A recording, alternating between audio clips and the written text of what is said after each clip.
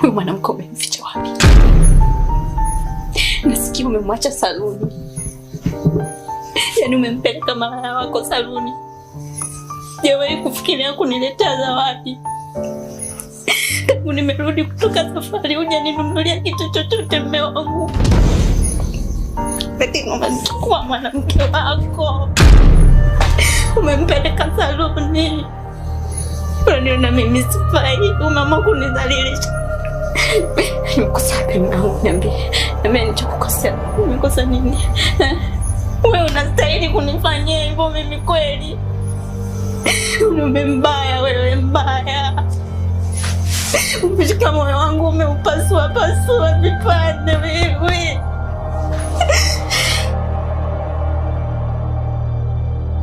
Toka nje. Sitaki kusikiliza chochote. Sitaki uniambie chochote. Naomba uniache.